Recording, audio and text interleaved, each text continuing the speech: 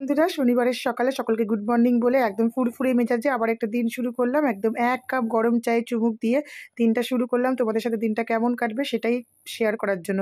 তো মা বসিরহাট যাওয়ার আগে সিনটা কি হয় সেটাই দেখো। করবি কত কিছু আমি, তারপরে পরীক্ষা হয়ে গেলে দাদুর কাছে চলে যাবো, আমরা নিয়ে আসবো ওকে।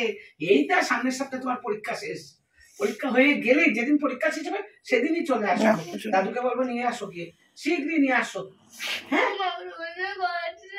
আমার জন্য কষ্ট হয়। আচ্ছা বলো, আমি তো আছি, আমি তো আসি। তুমি এরকম করলে পরে আর তো আমার আসা যাবে না। এটা আমার কাছে খুব খারাপ লাগে, তুমি যখন এরকম করো।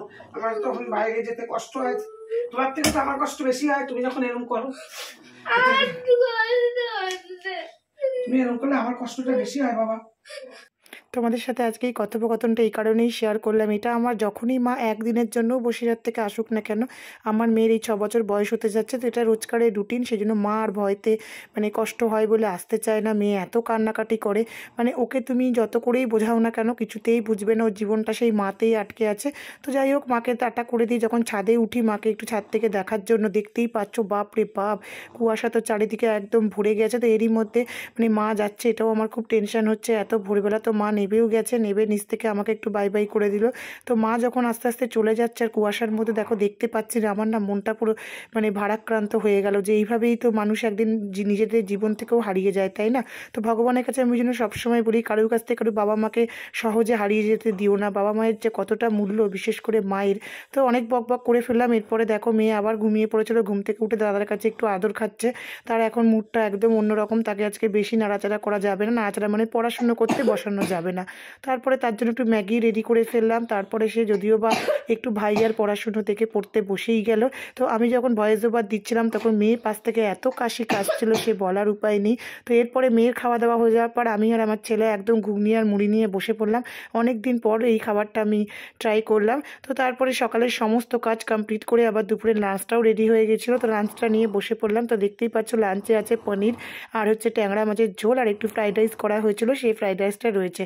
তো সব কিছু মিলিয়ে মিশিয়ে লাঞ্চটা কিন্তু ভালোই হলো, একদম মজাদার লাঞ্চ। কিন্তু আমার মেয়ের তো মনটা একদমই ভালো না। সে ঘুম থেকে উঠে এখন যাচ্ছে তার বেস্ট ফ্রেন্ডের বাড়ি একটু টিউশনি পড়ার জন্য। টিউশনি মানে আন্টি তাকে একটু পরীক্ষার সময় পড়াশুনোটা মানে দেখিয়ে দেয়, তো তার বাড়িতেই ছুটছে। তো অ্যানির বাড়ি যাবে বলে সে এতটাই এক্সাইটেড, দেখতেই পাচ্ছ হাত ছেড়ে দিয়ে রাস্তা দিয়ে দৌড়চ্ছে।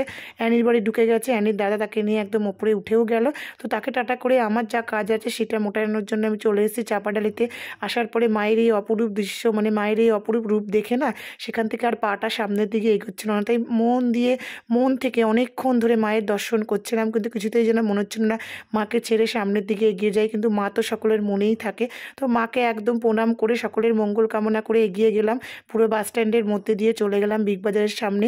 মেয়ের একটা কাজের জন্যই গিয়েছিলাম বিগ বাজারে। তো সেখান থেকে কাজটা মেটানোর জন্য বিগ বাজারে ঘুরতাম, কিন্তু সেই কাজটা আদৌ মানে আলটিমেটলি মেটাতে পারলাম না। তো সেখান থেকে চলে এসেছি চায়ের দোকানে। আমি আর আমার যে বন্ধুটা গেছিলাম, বান্ধবীটা, দুজনে মিলে চা খেয়ে একদম চলে এসেছি আবার শ্রীকৃষ্ণ চাট সেন্টারে। শ্রীকৃষ্ণ চাট সেন্টারে এসে তো আমার মাথায় হাত, বাপরে বাপ, আমি মনে করলাম দুয়ারে সরকারটা মনে শ্রীকৃষ্ণ চাট সেন্টারেই ওপেন করেছে, যা লাইন। তো সেখান থেকে লাইনটাকে মানে দেখে তো আমার মাথাটা ভোঁ ভোঁ করে ঘুরছে, কিন্তু চাট তো নিতেই হবে। তো চাট দেখো এদিকে রেডিও হয়ে গিয়েছে, সেই জন্য এক প্লেট দই ফুচকা নিয়ে অটো করে বাড়ির পথে রওনা হলাম। ছেলে অনেকদিন থেকে দই ফুচকা খাবো করছে। তো বাড়িতে এসেই ওকে দই ফুচকাটা রেডি করে দেবো বলে আমি দই ফুচকাটা বের করেও ফেললাম, কিন্তু ছেলের তো মানে তর আর সইছে না কতক্ষণে ওকে আমি রেডি করে দেবো।